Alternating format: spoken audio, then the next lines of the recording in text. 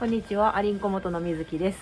今日はベルハンマーっていう潤滑剤の紹介をさせていただきたいと思います。で、ぶっちゃけ企業案件っていうやつなんですけど、なんで私のところに来たのかなっていうのがすごく正直な最初の感想やったんですけど、せっかくご依頼いただけたのが嬉しいっていうのと、玄人目線の詳しい説明とか感想っていうのは結構 YouTube で調べてみたらいっぱい見つかったんですけど、素人目線っていうのがなかなかないと思うので、私の整備技術とか知識っていうのは全然素人レベルなんで、そういう目線から今日は感想をお伝えとかできたらいいなと思ってます。じゃあまずは、届いた商品を開封していきたいと思います。じゃじゃーん、タオルいただきました。全然普段使いできそうで普通に喜んでます。で、さらに水筒です。これはただの自慢であって紹介ではないんですけど、これがね、なんとめっちゃ可愛いです。見てください。これで水筒になってます。どうやって開けるの？水筒の投げ方知らん人や。こんな感じです。非売品？非売品ちゃう、こんなん売ってへんやろ。いやでも全然売るべきクオリティだと思う。もったいない。確かに。可愛いです。なんかこれ飲んでたら潤滑剤飲んでるやつと思われそう。これはただの自慢。プレゼントというかもらいました。ありがとうございます。で、本題です。これがまずグリースですね。グリース。こんな芋虫みたいなやつですと、これが LS ベルハンマーっていうベルハンマーの標準的な潤滑剤。こっちが LS ベルハンマーゴールド。名前の通りグレードアップ版ですね。で、この2本をご紹介させていただきます。じゃあ次に店長から、この商品について説明してもらいます。この鈴木機工さんのベルハンマーですが、2種類あってちょっと調べてみたんですけど、まずこっちの LS ベルハンマーっていうのが潤滑と浸透も結構してくれるっぽいから、よくある 5P6 とかラッピースネとかP ってそういうことね。そういうやつと同じような使い方ができる。ねじ緩めるとか、よくある潤滑剤的な。よくある潤滑浸透剤っていうイメージかな。浸透剤っていうのがよくわかんないです。だから硬いネジ緩めるときにオスのネジとメスのネジの隙間に潤滑が入ってくれやんと緩まんやん。だからそこに浸透する力があるかどうか、要はサラサラかどうかみたいな。潤滑剤はみんな浸透剤ってことです違う。潤滑と浸透は別物やと。でも浸透しないと潤滑にならないんですよね。違う。今そう言ってた。よく言う話だと、指につけてこれサラサラします。でこれがヌルヌルになりました。それ潤滑やん。浸透はしてないやろ。はいはいはい。そういうこと。ボルトとかに対して使う潤滑剤は浸透しないと意味がない。そのネジを緩めるっていう行為に関してはね。だからなるほどね。ネジ緩めたり、オールマイティーな使い方ができるのがこっちのスタンダードな LS ベルハンマー、でこっちのゴールドっていう方が、こっちの方が高いんですけど、こっちがどっちかっていうとその潤滑側に振ったって金属の表面の再生能力もこっちが高いらしい。だからちょっとザラザラのやつを表面をサラッとしてくれるみたいな化学反応的な。要するにどういう時に使えるんですか？潤滑さす時。じゃあ一緒やん。じゃあこっちは浸透してほしい時っていうイメージ。オールマイティに使えるけどね。さっき言ってたネジの緩みとかはこっちやけど、そう。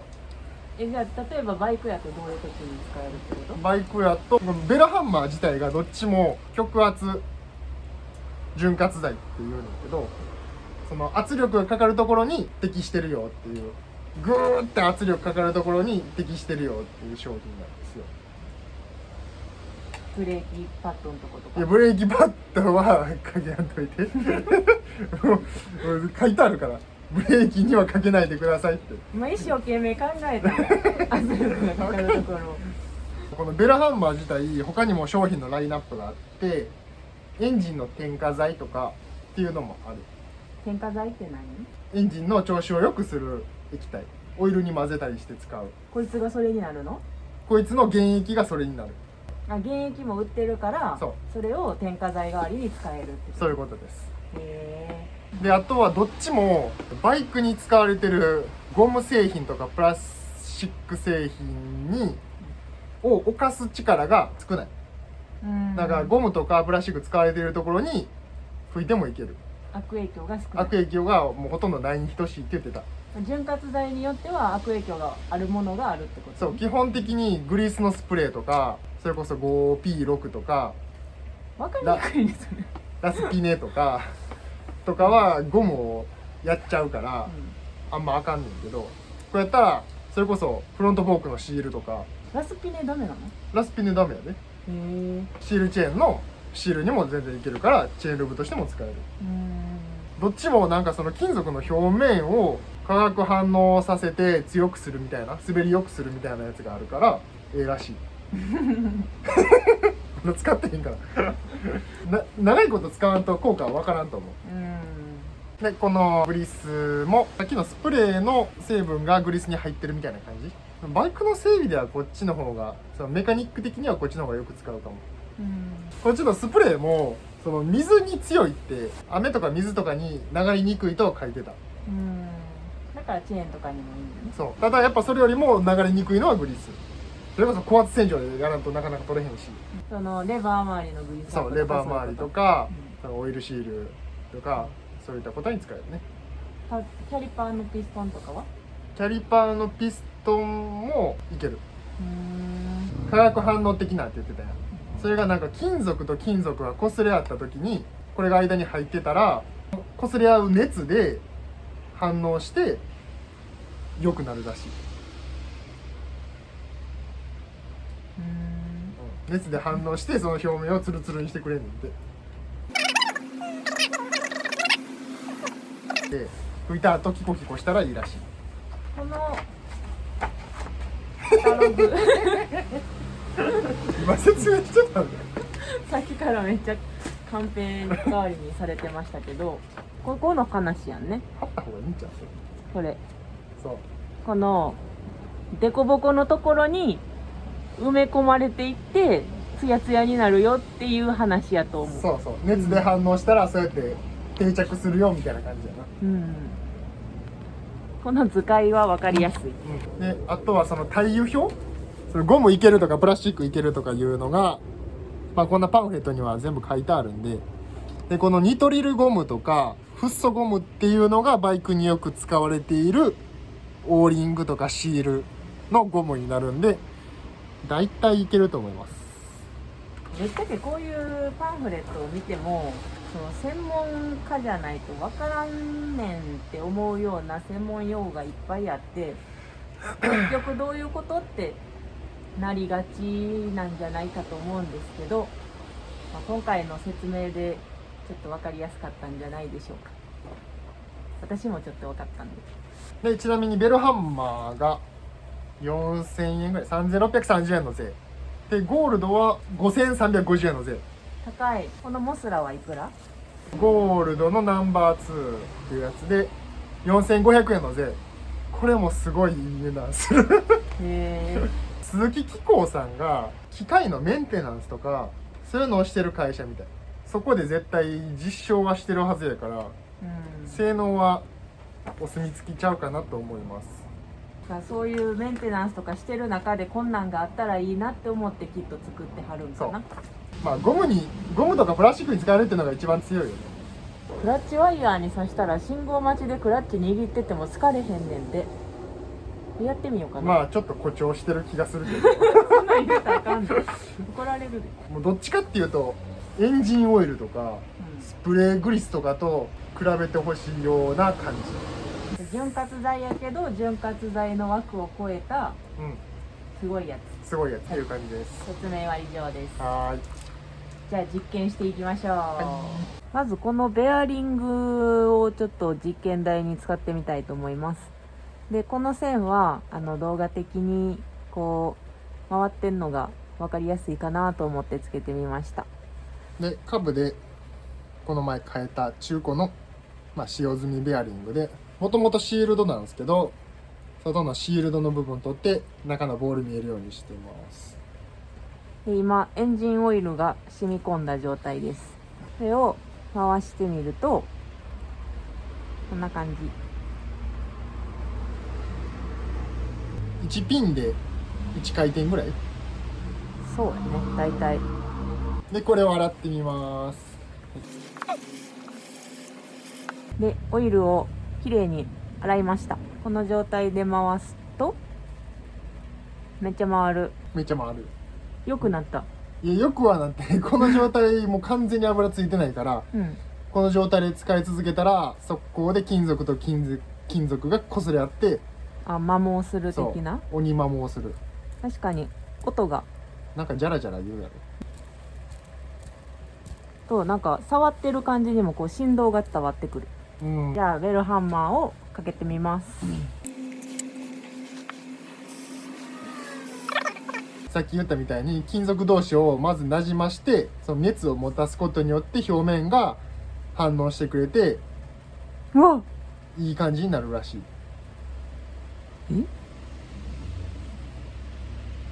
えそれオイルやね。いや、さっきのさ、オイルなし状態からのベルハンマーやから、もうめちゃくちゃ良くなったような感じがして、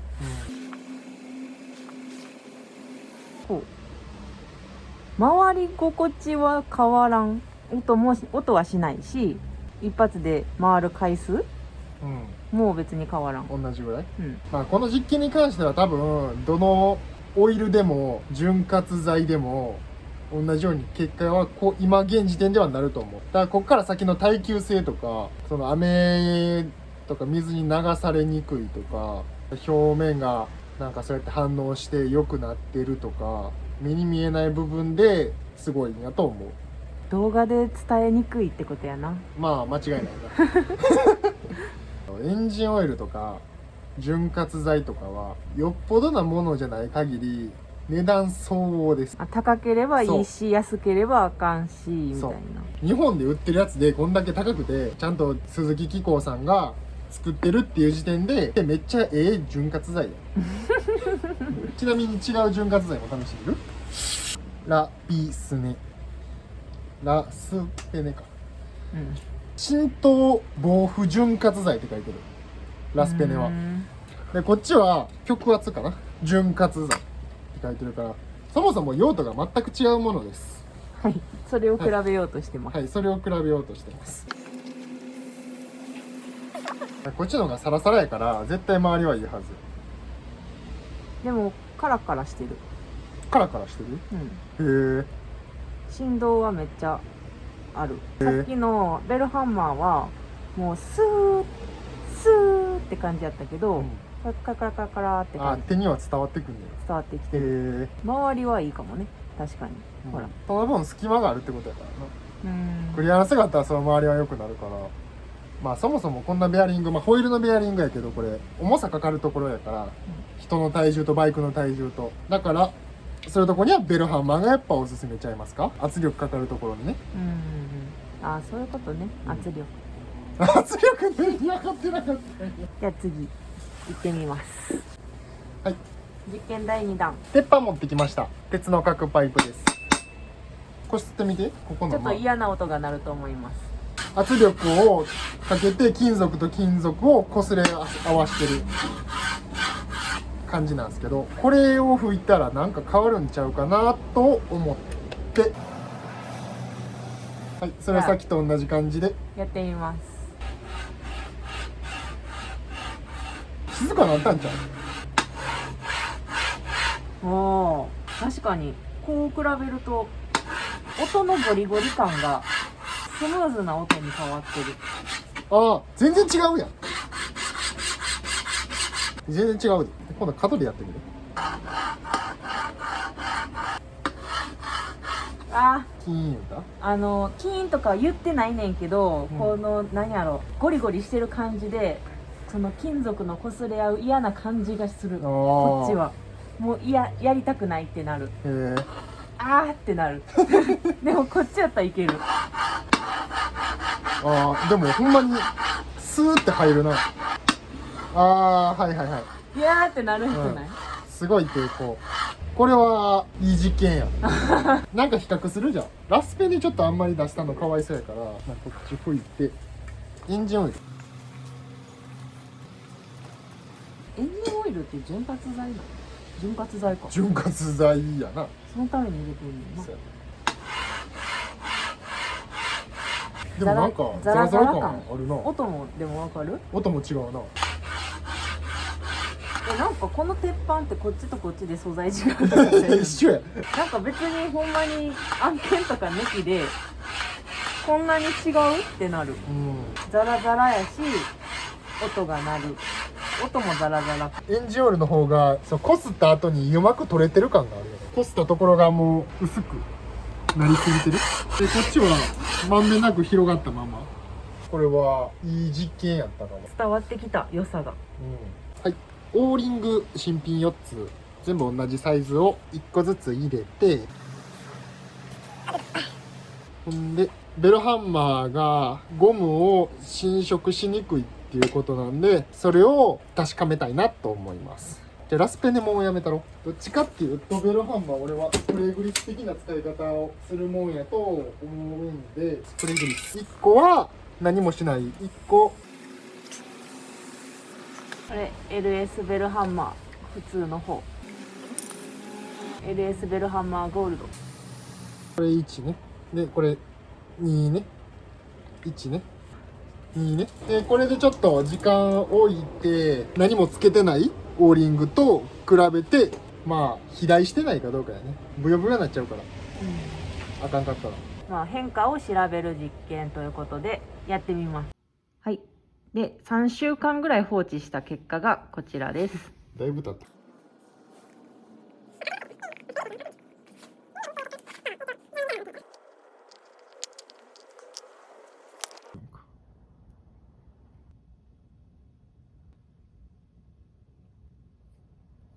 影響がないっていうことは分かった。まあ、ゴムにかけても大丈夫やな。実験結果終わり。はい。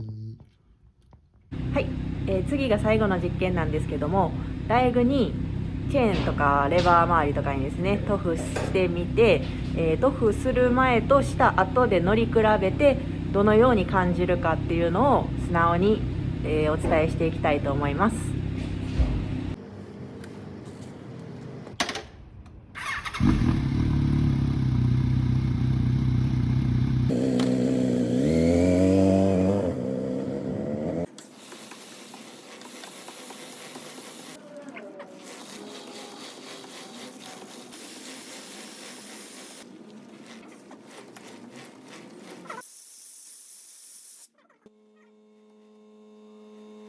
ベルハンマーゴールドかけてみます。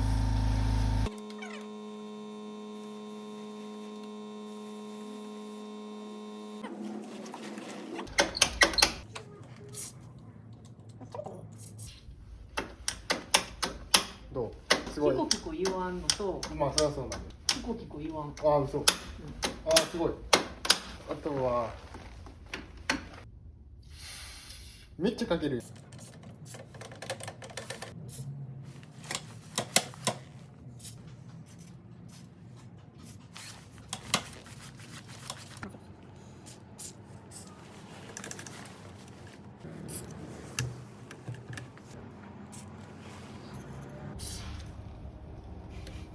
ちょっと待って高級なベルハンマーがなんかすごく勢いがいい。勢いがええな、それもベルハンマーの特徴かな。フロントもかける？フロントかけていいの？かけていいねんて。サスペンションにこんな給油するイメージないねんけど。まあまあまあまあ、別にしたらあかんとかないし、別にした方が動きは良くなるかも。かも。で、ダストシールめくったとかここにかけるの？うん、このインナーチューブに。インナーチューブにかける。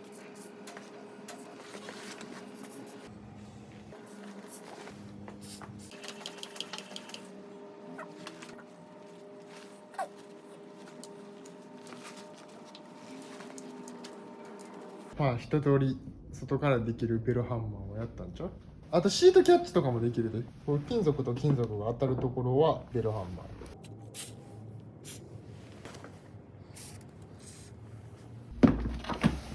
どう？お、いや分からんな。何回もやらんとなじませんとあかんって言ってたか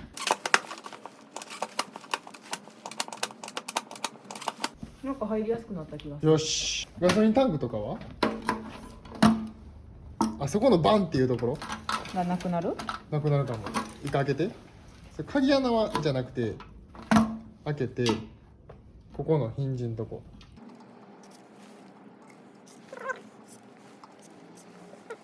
はい乗ってきます。はい。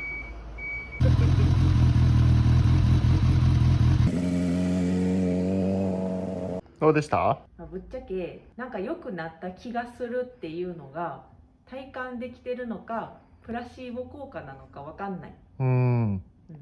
ただ信号待ちの時になんかレバーの心地とかをこうキュッキュッキュッって確かめて遊んでたらクラッチレバーを離したままギアを入れてフワンってなったのは、まあ、もしかしたらベルハンマーのおかげかもしれない。ではないですね。めちゃくちゃ正直な感想としてはこんな感じです。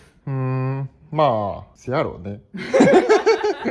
と思うわ。よっぽどだって悪くなってなかったら、グリスさして良くなった体感っていうのは難しいと思うから。ほんまに気のせいなのかどうかわかんないけど、なんかチェーンのガラガラ感は少なかった気がする。日頃のメンテナンスとしてベルハンマーをおすすめしますって感じやな。悪くなってからやったらもうどれも遅いからな。そうならんようにベルハンマーを定期的に刺してたらいいですよってことやな。はい、ベルハンマーの紹介でした。個人的にはありだと思います。なんでかっていうと、ゴムを傷めたりしにくいっていうところとか、雨に強いっていうので、バイク乗ってて雨が降ってきてもそんなにすぐ流れちゃわない安心とか、これ1本あればいろんなメンテナンスができるっていうところ、あとは日本の企業さんが作ってるっていう安心感で、高級さからくるいいんじゃないかという思い込みも付加されますのでおすすめやと思います。もしご希望やったらアリンコ元でも買えますし、この動画の概要欄のところにリンク貼っとくんで、そこから通販とかもしてみてください。ありがとうございました。